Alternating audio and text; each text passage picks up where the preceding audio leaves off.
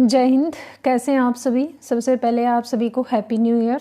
बुला दो बीता हुआ कल, दिल में बसाओ ये आने वाला कल। दिल से मेरी यही कामना है कि आपके लिए खुशियां लेकर आए नए साल का हर नया पल।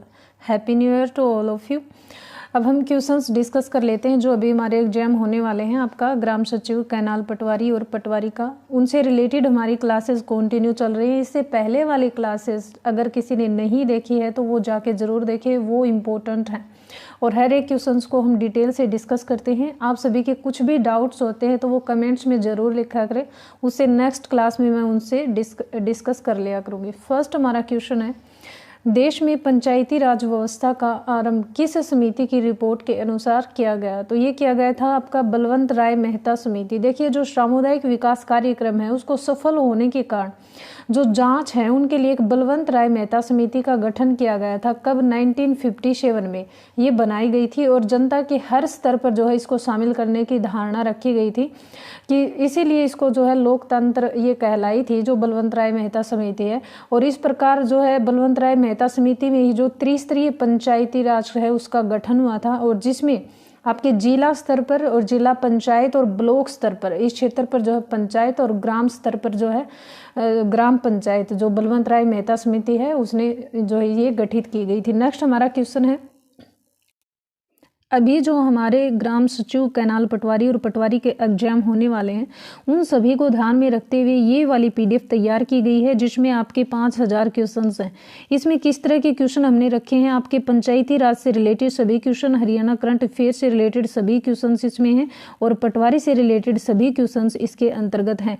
और ये पीडीएफ आपको जो है व्हाट्सएप पर मिल जाएगी, आप कॉल या मैसेज कर सकते हैं। सिर्फ इसी ओनली इस प्राइस में आपको ये मिल जाएगी घर बैठे। और देखिए यहाँ पर इसमें इस तरह के क्वेश्चंस हैं, पटवारी से रिलेटेड, आपके कृषि से रिलेटेड क्वेश्चन और पंचायती राज से रिलेटेड क्वेश्चंस। क्योंकि हमारा कॉमन एग्जाम होगा तीनों का, तो इसमें हमने हर एग्जाम को ध्यान में रखकर क्वेश्चंस तैयार किए हैं आप सभी के लिए। और इसमें किस तरह के क्वेश्चंस हैं ये आज की क्लास में आप देख सकते हैं। पहले भी आपने देखे होंगे, इसकी 7-8 क्लासेज हुई हैं तो आप लेवल देख सकते हैं क्वेश्चंस का। सो गाइज, अगर आपको सिलेक्शन लेना है और आपका सिलेबस कवर नहीं हुआ है तो ये वाली पीडीएफ आप ले सकते हैं, क्योंकि अब इतना टाइम बचा है कि आपको रिवीजन करना है तो आप पीडीएफ से कर सकते हैं।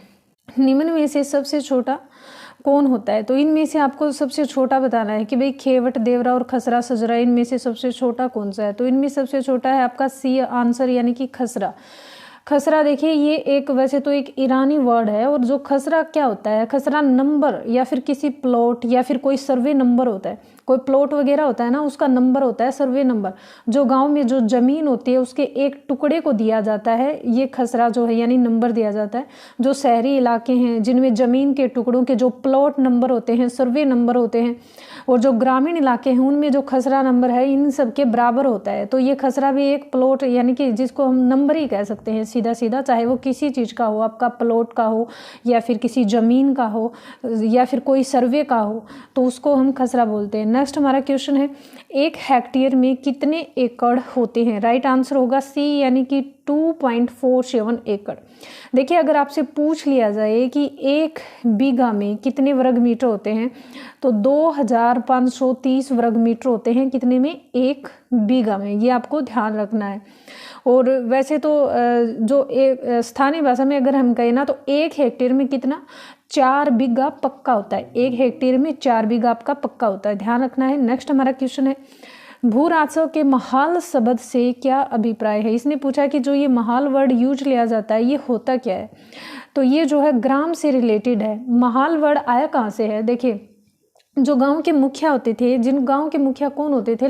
जो लंबरदार होते थे, जिनको आप लंबरदार भी बोलते हैं, नंबरदार भी बोलते हैं, जो भी हो, जिसका काम क्या होता था कि जो गांव से लगान वसूल कर कंपनी को देना होता था। इससे पहले वाले क्लास में मैंने डिस्कस किया था कि उसमें जो कर वगैरह होते थे पहले उनको क्या बोला जाता था? लगान बोला जाता था, जो क्या कंपनी को देना पड़ता था। तो गाँव में एक महाल कहे जाने का एक नाम जो है वो प्रचलित हो गया, लेकिन बाद में ये जो है महालवाड़ी व्यवस्था पड़ा, महाल के नाम से पड़ा था महालवाड़ी। और इसी व्यवस्था की अवधारणा से को जो है जो होल्ड मैकेंजी थे एक, उन्होंने जो है 1819 ईस्वी में जो है ये नाम दिया था महाल से महालवाड़ी। नेक्स्ट हमारा क्वेश्चन है, संसद आदर्श ग्राम योजना किससे संबंधित है? तो इसका हमारा राइट आंसर होगा 5 में डी, यानी कि ये सभी, यानी गांव गोद लेने से जो भी ग्रामीण विकास है, जो भी सर्वांगीण विकास है। देखिए इससे पहले वाले क्वेश्चन में जब मैंने जिक्र किया ना यहाँ पे जो महाल शब्द है, तो इससे रिलेटेड जो आपकी महालवाड़ी से रिलेटेड मुझे और बहुत सारे क्वेश्चन याद आ गए, मोस्टली वो आपसे पूछे जाते हैं, वो भी मैं डिस्कस कर लेती हूँ। देखिए महालवाड़ी से रिलेटेड तो मैंने आपको बताया है, लेकिन अगर आपसे रैयतवाड़ी से संबंधित क्वेश्चन पूछ लिया जाए, देखिए रैयतवाड़ी व्यवस्था वो होती है, मान लो कि प्रत्येक पंजीकृत जो भी भूमिदार होते हैं, यानी जिनको हम भूमि का स्वामी कहते हैं, जो सरकार को लगान देने के लिए उत्तरदायी होते हैं, और जो भूमिदार होते हैं उनके पास भूमि को रहने, रखने या फिर उनको बेचने का जो अधिकार होता है, यानी भूमि कर न देने की स्थिति में, कर यानी कि जो ऋण होता है ना, वो न देने की स्थिति में जो भूमिदार है उसको भूस्वामित्व के आधार से वंचित होना पड़ता है, तो उसे हम बोलते हैं रैयतवाड़ी। और रैयतवाड़ी के अलावा अब हमने महालवाड़ी रैयतवाड़ी से के बारे में डिस्कस किया है, तो हमारा एक और रह गया है, मैं वो डिस्कस कर लेती हूँ, यानी कि स्थायी बंदोबस्त। स्थायी बंदोबस्त से रिलेटेड मोस्टली क्वेश्चन आपके पूछे जाते हैं। देखिए एक तो होता है आपका स्थायी बंदोबस्त, और इसी का दूसरा नाम क्या होता है, इस्तमरारी बंदोबस्त।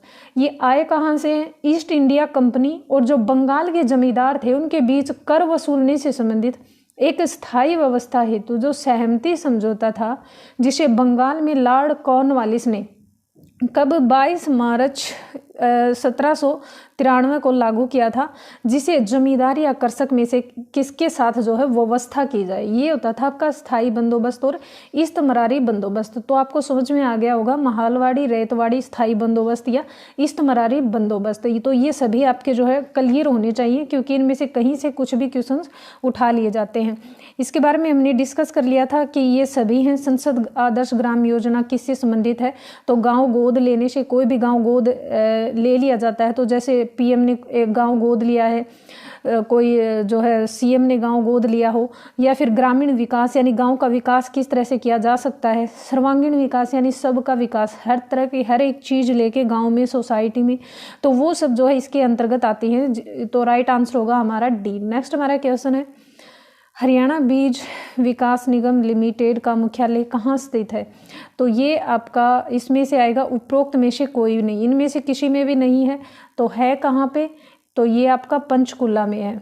कहाँ पर है, पंचकुला में है, ध्यान रखना है। नेक्स्ट हमारा क्वेश्चन है, अच्छी तरह से पानी मिलने वाली भूमि व सिंचित भूमि को क्या कहा जाता है, तो उसे कहा जाता है चाही। देखिए चाही क्या होता है, सबसे पहले डिस्कस करेंगे, यानी खरीदा हुआ जो पानी होता है उसके द्वारा सिंचित भूमि, जिसको हम बोलते हैं चाही। क्योंकि इसने क्वेश्चन में क्या कहा है, अच्छी तरह से पानी मिलने वाली भूमि व सिंचित भूमि को क्या कहा जाता है, तो उसे चाही कहा जाता है, कि भाई खरीदा हुआ जो पानी होता है उसके द्वारा भूमि को सिंचित किया जाए। लेकिन इसके अलावा एक और पूछा जाता है, यानी कि बरानी क्या होता है। देखिए बरानी वो होता है जो वर्षा पर निर्भर भूमि हो, ये तो खरीद कर जो पानी द्वारा सिंचित भूमि की जाती है तो उसको हम चाही बोल देते हैं, लेकिन जो वर्षा पर डिपेंड होता है सब कुछ, उसको हम क्या बोलते हैं, बरानी, वर्षा बरानी, ठीक है।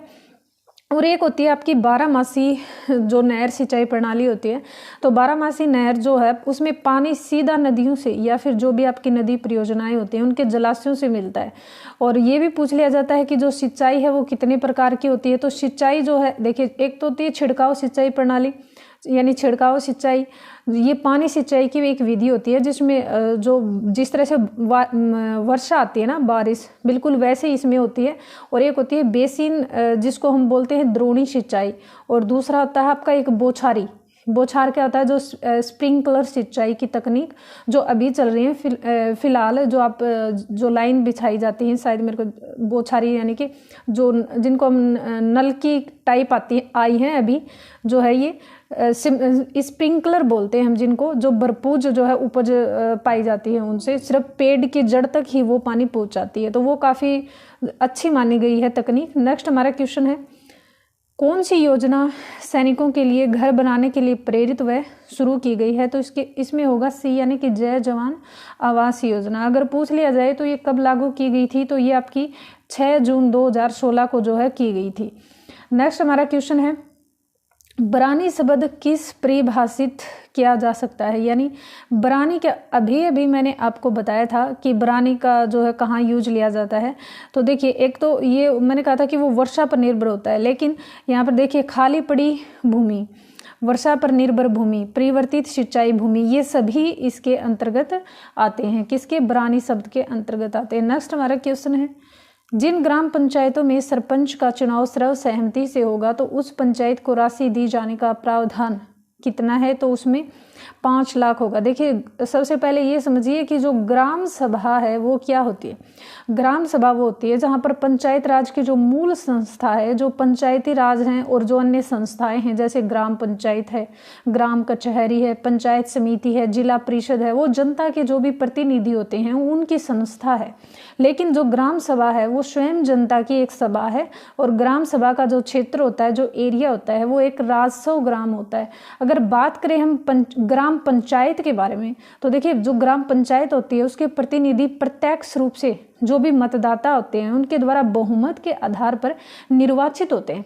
लगभग 500 की जो आबादी होती है जिस एरिया में, वहाँ पर ये निर्वाचन क्षेत्र यानी एक वार्ड का गठन होता है और प्रत्येक वार्ड से एक ग्राम पंचायत सदस्य निर्वाचित होता है और सभी वार्ड सदस्य अपने बीच से ही एक उप मुखिया का बहुमत से चुनाव करते हैं। नेक्स्ट हमारा क्वेश्चन है, निम्न में से कौन शब्दों की सारणी जो है मेल खाती यानी राइट?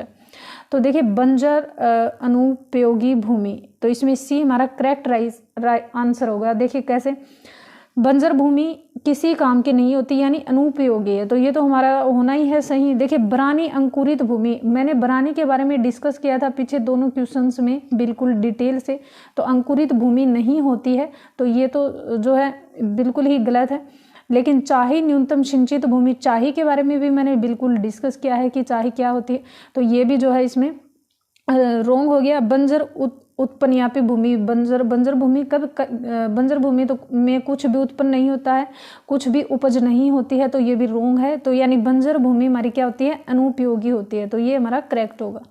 भू राजस्व व्यवस्था के तहत चाहाराम शब्द का क्या अर्थ है? तो इसमें होगा हमारा सी, यानी कि इसमें जो चहराम है उसका मतलब होता है जो पैदावार होती है उसका 1/4 पार्ट यानी 1/4। नेक्स्ट हमारा क्वेश्चन है, पटवारियों द्वारा इस्तेमाल किए जाने वाले भूस्वामित्व को क्या कहा जाता है? तो ये सभी कहा जाता है। देखिए जो भी सजरा पर्चा होता है, जो भी कागज का टुकड़ा होता है या फिर जो भी मानचित्र होता है, तो पटवारी जो है इन सभी का यूज लेता है। जब वो भूमि को मापता है, नापता है, तब इन सभी का यूज लेता है। वो किसी पर भी जो है गांव के, खेत के जो भी तालाब वगैरह होते हैं उनका नक्शा बना सकता है इन सभी में, तो ये सब उसके पास होते हैं। तो ये इसमें हमारा करेक्ट आंसर डी हो जाएगा। नेक्स्ट हमारा क्वेश्चन है, भू राजस्व प्रणाली में मोटे कपड़े पर खेतों की जो सीमाएं होते हैं उनको दर्शाने वाले नक्शे को क्या कहा जाता है? तो उसको मुसावी कहा जाता है। नेक्स्ट हमारा क्वेश्चन है, प्रधानमंत्री किसान सम्मान निधि योजना के तहत 2000 रुपये की राशि के समय अंतराल पर दी जाती है, तो कितने समय के अंतराल पर 2000 रुपये दिए जाते हैं? कौन सी किसान सम्मान निधि योजना के तहत? तो ये प्रति 4 महीने के जो अंतराल है उस पर दिए जाते हैं। देखिए समझिए, जो सरकार के पीएम किसान सम्मान निधि स्कीम है उसके तहत 2 हेक्टेयर से कम भूमि के जो किसान हैं उनको 6000 जो है सालाना केंद्र सरकार की ओर से सहायता राशि उपलब्ध कराई जाती है। लेकिन ये 2000 रुपये जो है प्रति 4 महीने के अंतराल पर किसान जो है उनके खाते में ट्रांसफ़र किए जाते हैं और 1 जनवरी को जो है किसान सम्मान निधि की जो किस्त है किसानों के खातों में ट्रांसफ़र की जा रही है। नेक्स्ट हमारा क्वेश्चन है, निम्न में से कौन सी योजना भूमि की उर्वरक शक्ति को बढ़ावा देने अब संबंधित है? तो उर्वरक शक्ति तो बीज योजना होगी, यानी कि बीज अच्छे होंगे तभी तो उर्वरक बढ़ेंगे। देखिए जो ये क्या है, जो गांव है बीज योजना, और ये कैसे काम करती है? जो बीज बैंक योजना है, इस योजना में किसान को राज्यवार चयनित 3 फसल बीजों पर प्रशिक्षण प्रदान किया जाता है और इससे जो किसान हैं स्वयं अच्छी किस्म के बीज का उत्पादन करके गुणवत्तापूर्ण फसल की खेती करके अपनी जो इनकम है उसको बढ़ा सकते हैं। और इस योजना का जो मेन पर्पज है वो किसान को आत्मनिर्भर बनाना है। नेक्स्ट हमारा क्वेश्चन है, हरियाणा में 10,000 से अधिक आबादी वाले गांव की संख्या कितनी है? तो वो 116 है। देखिए सबसे पहले हम डिस्कस करें डिस्ट्रिक्ट्स के बारे में। दैज 22 डिस्ट्रिक्ट्स हैव 72 सब डिविजन्स, 93 तहसील, 50 सब तहसील, 140 community development blocks, 154 towns and cities, 6212 gram panchayat and 6841 villages. ये सभी आपको ध्यान रखना है। नेक्स्ट हमारा क्वेश्चन है, पंचायत को पर्यावरण संरक्षण व पराली न जलाने के लिए कौन सा नाम दिया गया है? तो उसको जो है ग्रीन स्टार दिया गया है। देखिए, पराली कभी भी नहीं जलानी चाहिए, क्योंकि पराली अगर हम जलाते हैं ना तो हमारी ज़मीन में एक होता है केचुआ नामक प्राणी होता है, और जैसे हम पराली जलाते हैं तो वो मर जाता है, और उससे हमारी जो ज़मीन की उर्वरक शक्ति है वो बिल्कुल ही ख़त्म हो जाती है, कम होती चली जाती है, और जो हमारी भूमि है वो थोड़ी बंजर टाइप होने लग जाती है। वहाँ अनाज भी बहुत ही कम जो है उत्पन्न होगा, और धीरे धीरे करके अगर हमने ऐसे जो पराली जलाते रहे ना तो एक दिन देख लेना वहाँ पे फसल होने से ही रह जाएगी, क्योंकि जो केचुआ होता है किसानों का दोस्त वो तो मर ही जाएगा।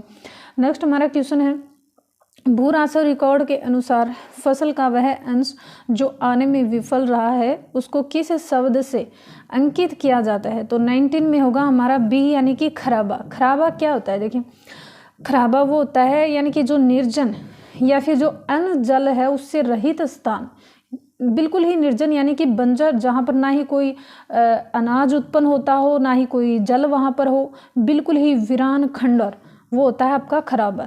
नेक्स्ट हमारा क्वेश्चन है, प्रधानमंत्री किसान सम्मान निधि योजना के तहत 2000 रुपये की राशि कितने समय के अंतराल पर दी जाती है? तो प्रति 4 महीने। ये मैंने अभी डिस्कस किया था, अभी पीछे आया था ये क्वेश्चन। नेक्स्ट हमारा क्वेश्चन है, निम्न में से पटवारी का एक काम क्या है? तो इसमें होगा सी, यानी कि कारगुजारी।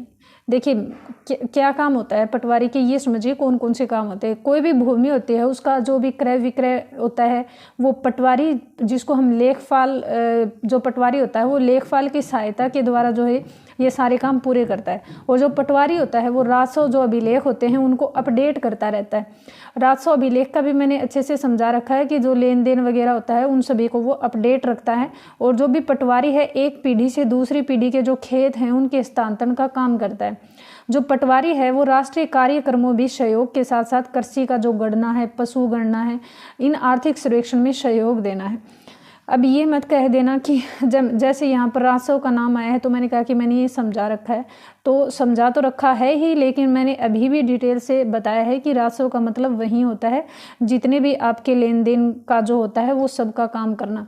नेक्स्ट हमारा क्वेश्चन है, हरियाणा का प्रथम लाल डोरा मुक्त गांव कौन सा है? तो वो होगा सिरसी करनाल।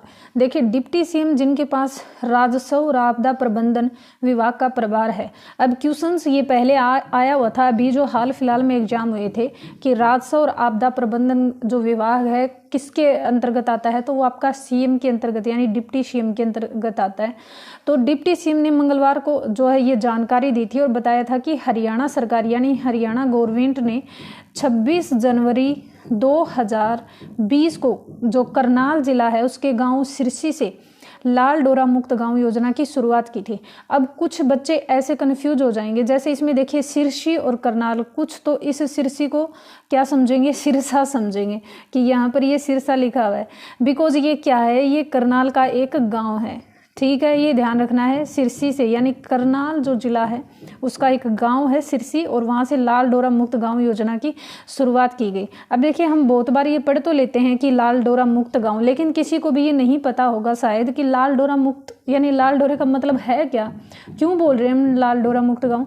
देखिए, जो लाल डोरा है हर एक विलेज में एक इस तरह की जो ज़मीन होती है जिसका यूज आमतौर पर बिना किसी जो भी राजस्व रिकॉर्ड होता है उसके जो भी आवासीय उद्देश्य हैं उनके लिए किया जाता है। ध्यान रहे, जो लाल डोरा शब्द है उसका यूज पहली बार 1908 में एक गांव की बस्ती यानी आबादी भूमि को परिभाषित करने के लिए किया गया था, और इसका यूज केवल गैर कृषि उद्देश्यों के लिए किया गया था। तो आपको ये बात समझ आ गई होगी कि लाल डोरा हम क्यों बोलते हैं। नेक्स्ट है, भू राजस्व के अनुसार गिरवी रखी भूमि छुड़ा लेने वाली जो प्रणाली होती है उसको क्या कहा जाता है? तो उसको हम फकुल रहन कहते हैं, जो भी गिरवी होती है उसको छुड़ा लेने को। नेक्स्ट हमारा क्वेश्चन है, जिला स्तर पर पंचायत अधिकारी को तथा खंड स्तर पर अधिकारी को क्या कहा जाता है? तो देखिए, DDPO BDPO, अब समझिए क्या होता है। जो BDPO BDPO है उसकी फुल फॉर्म क्या है? Block development and panchayat officer. और आपसे पूछ लिया जाए यहाँ पर जो DDPO है उसकी फुल फॉर्म क्या है, तो district development and panchayat officer, ये जो है इनकी फुल फॉर्म है। नेक्स्ट हमारा क्वेश्चन है, भूमि मापने के आंकड़ों के अनुसार एक हाथ गज में समझाएं। तो एक हाथ गज में क्या होता है, जब हम भूमि नापते हैं ना तो उसमें वैसे तो हम एक हाथ को गज बोलते हैं, लेकिन वहाँ पर भूमि नापने के लिए जो एक हाथ होता है उसमें गज का यूज लेते हैं, तो उसे हम आधा गज कहेंगे। ठीक है, जो भारत में भूमि और कौन सी इकाई होती हैं जिनसे हम भूमि को अब हाथ से नापते हैं तब तो उसको हम आधा गज बोलते हैं, लेकिन और हम किस तरीके से नाप सकते हैं, जैसे आपकी मापन बीघा है, बिस्वा है, मारला है, कनाल है, कट्टा है, इन इकाइयों से किया जाता है। जबकि दक्षिणी जो राज्य होते हैं ना उनमें बोला जाता है अलग से, उसमें होता है जो ग्राउंड, सेंट, अंकनम, गुंटा, ये सब शामिल है। और जो बीघा और बिस्वा है ये कथा जैसी इकाइयों के आकार जो है इनके सबके अलग अलग होते हैं सिस्टम। नेक्स्ट हमारा क्वेश्चन है, जिला परिषद का जो भी कार्यकाल होता है वो कितने वर्ष का होता है? तो इसमें हमारा राइट आंसर होगा सी, यानी 5 वर्ष का होता है। देखिए, जो भी जिला परिषद की संरचना होती है उसमें ग्राम पंचायत और जो भी पंचायत समिति हैं, जो पंचायत समिति की तरह ही एक जिला परिषद का जो काम होता है उसकी पहली बैठक जो है 5 वर्ष की होती है। नेक्स्ट हमारा क्वेश्चन है, हरियाणा पंचायत राज से संबंधित सबसे ज़्यादा स्टार पंचायतें जो है किस जिले की हैं? तो अंबाला जिले के हैं। देखिए, वर्तमान में हरियाणा में फरीदाबाद में सबसे कम ग्राम पंचायत हैं। फरीदाबाद जिले के अंतर्गत 116 ग्राम पंचायत हैं। अगर बात आ जाए सबसे ज़्यादा की तो भिवानी जिले की जो है ग्राम पंचायत सबसे अधिक हैं और पलवल में सबसे कम पंचायतों ने आवेदन किया है। ध्यान रखना है, सबसे कम पंचायतों ने क्या किया है, आवेदन किया है पलवल में। ठीक है, नेक्स्ट हमारा क्वेश्चन है, हरियाणा की सब्जी मंडियों में महिला किसानों के लिए कितने प्रतिशत जो है आरक्षण का प्रावधान है? तो 10% जो है आरक्षण का प्रावधान। देखिए, सब्जी मंडियों में भी महिलाओं को आरक्षण मिला हुआ है, हर चीज़ में इनको आरक्षण मिला हुआ है, फिर भी महिलाएं जो हैं इनमें बढ़ चढ़ के भाग नहीं लेती हैं। नेक्स्ट हमारा क्वेश्चन है, जिला प्रशासन के स्तर हैं। देखिए, इसमें होगा डी, यानी कि उपरोक्त सभी, जिला जज, जिला कलेक्टर, उपखंड अधिकारी, ये सभी जो है इस प्रशासन के स्तर हैं। देखिए, थोड़ा सा मैं इसको डिटेल में समझाना चाहूँगी। मान लो कि कोई जिला है और उसका कार्यकारी है, तो उसमें क्या मतलब कौन कौन उसमें जो है काम करने वाले होते हैं, जिसमें नागरिक प्रशासन में कौन काम करने वाले होते हैं, पंचायत, जो भी स्थानीय निकाय हैं, तो इनमें किसके पास जो है इनकी जिम्मेदारी होती है, ये जानना बहुत ज़रूरी होता है। उसमें एक जिला कलेक्टर होता है, एक जिला मजिस्ट्रेट होता है, एक SDM होता है, एक उपमंडल अधिकारी होता है, एक तहसीलदार होता है, एक नायब तहसीलदार होता है, सिटी मजिस्ट्रेट होता है, जिला विकास और पंचायत अधिकारी होता है, जिला रिव्यू ऑफिसर होता है। ठीक है, अब देखिए, एक इम्पोर्टेंट बात बताती हूँ मैं आप सभी को, जिले का जो सर्वोच्च प्रशासनिक अधिकारी कौन होता है? DM होता है। किस किस का सपना है ये बनना, कमेंट करें। जिसका पूरा नाम होता है डिस्ट्रिक्ट मजिस्ट्रेट, यानी DM का जो पद है जिला स्तर पर सबसे बड़ा पद होता है और जिसका पूरा जो है जिले के अधिकारियों पर नियंत्रण होता है। तो क्या बनना जरूरी है? DM बनना बहुत जरूरी है। नेक्स्ट हमारा क्वेश्चन है, पुराने व जमीन में दबे हुए अवशेषों को ढूंढने के लिए जो काम किए जाते हैं उसको क्या कहा जाता है? तो उसे कहते हैं पुरातात्विक सर्वेक्षण। नेक्स्ट हमारा क्वेश्चन है, भूमापन प्रणाली में गट्ठा जो है किसका बना हुआ होता है? तो वो जो है बबुल का बना होता है। जो भूमापन प्रणाली होती है उसमें देखिए वो बबुल का नहीं बना होता, बाय मिस्टेक ये बोला गया मुझसे, वो चीड़ का बना होता है, चीड़ का बना होता है जो भूमापन प्रणाली है वो।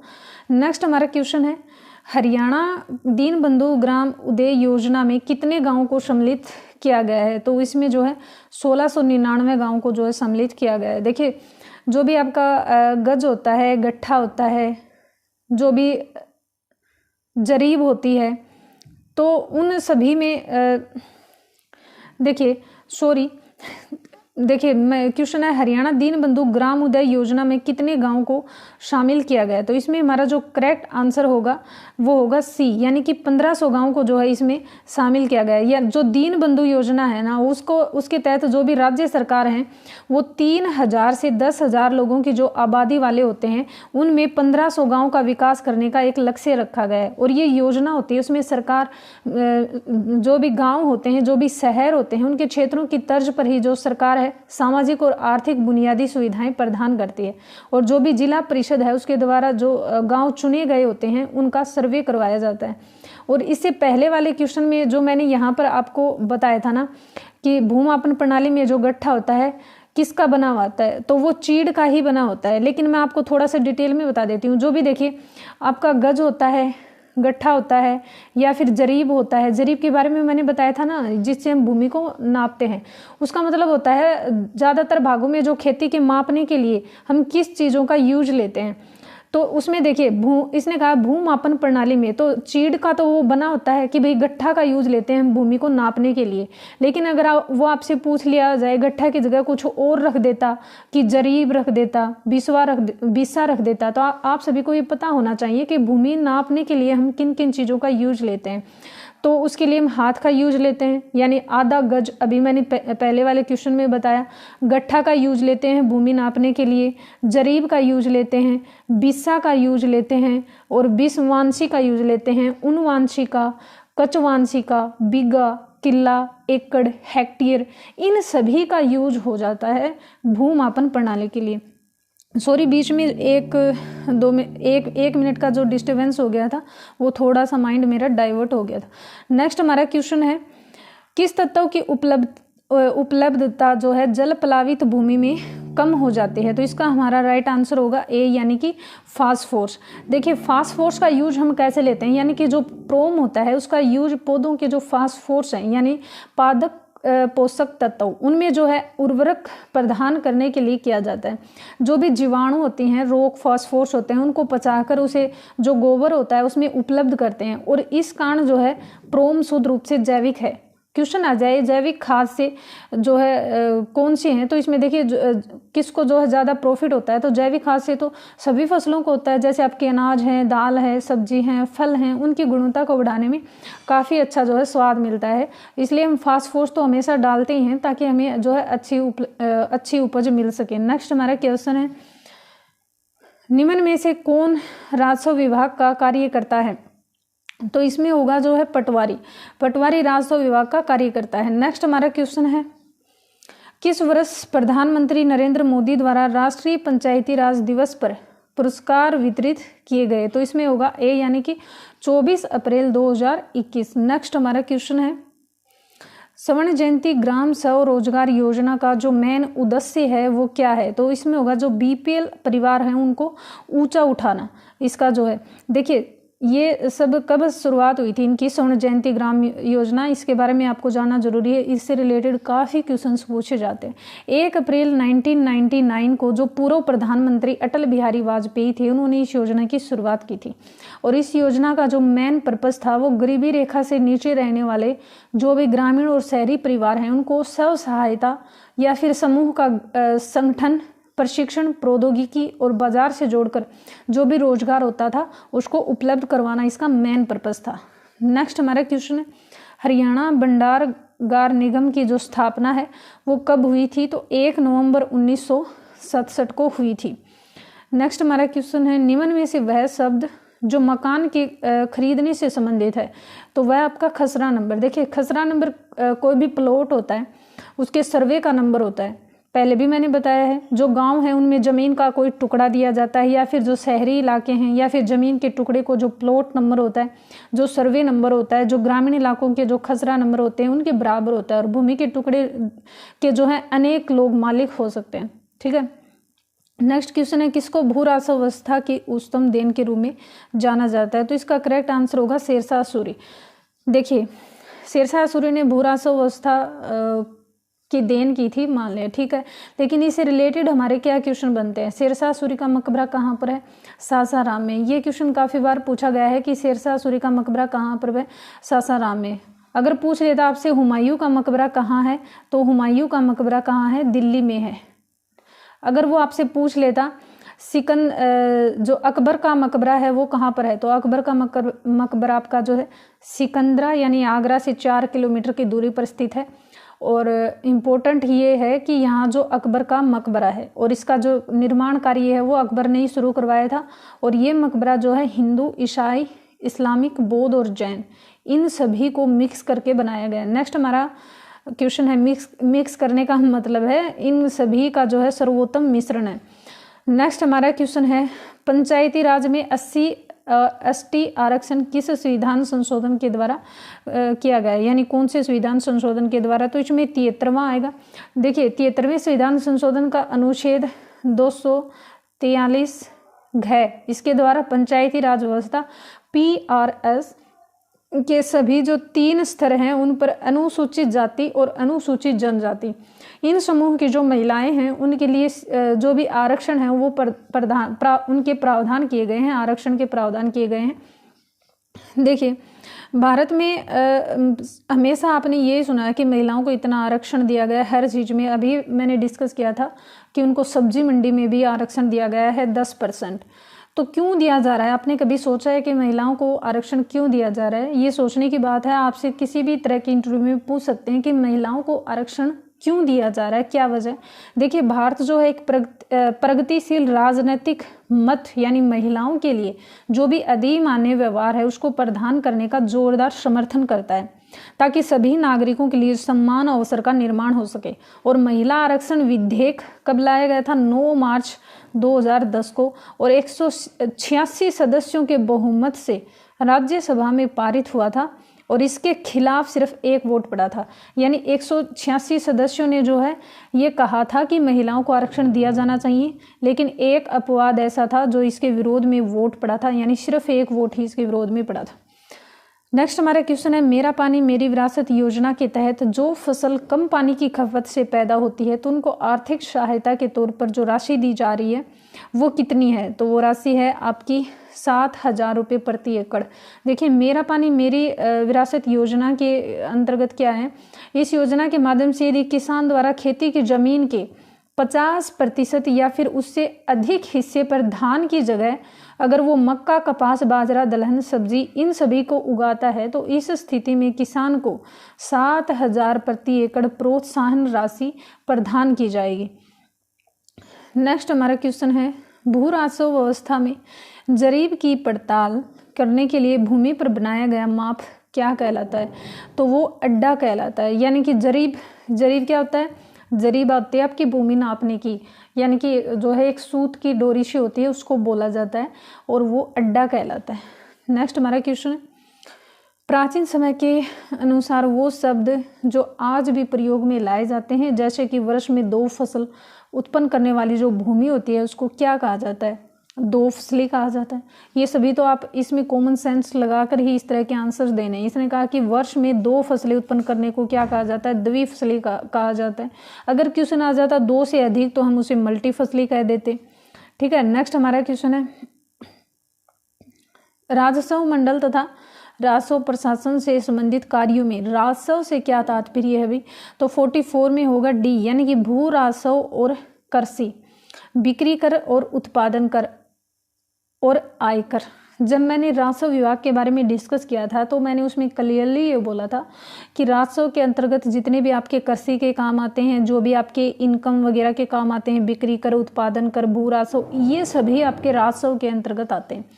तो ध्यान रखना है ये सभी, इसका क्या होगा करेक्ट आंसर। हरियाणा सरकार के द्वारा एक अनूठी पहल के अनुसार जो ट्यूबवेल लगवाने में सब्सिडी दी जा रही है, ट्यूबवेल लगवाने में, तो वो सब्सिडी कितनी है, तो वो 85% की सब्सिडी दी जा रही है। नेक्स्ट हमारा क्वेश्चन है भू राजस्व की जो प्रचलित पद्धति है भूमि जो जिनको हम बीघों में बांटने वाला शासक कौन था, तो 46 में ए होगा, यानी शेरशाह सूरी जो है इनको बीघों में बांटता था। नेक्स्ट हमारा क्वेश्चन है निम्न में से कौन प्रशासन की इकाई जो है मुगल काल से संबंधित है, तो प्रांत, प्रगने, गांव, उपरोक्त सभी। देखिए पहले जो है प्रांत भी होते थे, प्रगने भी होते थे, गांव भी होते थे, तो ये सब होते थे, तो ये सभी क्या है इसका करेक्ट आंसर है। नेक्स्ट हमारा क्वेश्चन है, जरीब मापन में त्रुटियां कितने प्रकार की होती हैं? तो इसमें होगा 9 प्रकार की होती हैं जरीब मापन में। नेक्स्ट हमारा क्वेश्चन है, गांव में स्त्रियों के निम्न स्थिति का क्या कारण है भी? तो देखिए गांव में क्या होता है कि जो लेडीज वगैरह होती हैं वो बाहर नहीं निकल पाती, वो अशिक्षित होती हैं, यानी कि वो शिक्षा को जो है ज़्यादा वो नहीं मानती। वो हमेशा यही सोचती हैं कि वो क्या सोचेंगे, हम पढ़ने बाहर जाएंगे तो दुनिया क्या सोचती है। इसलिए मैं यही कहती हूँ कि उन्हें हमेशा खुद का ध्यान रखना चाहिए।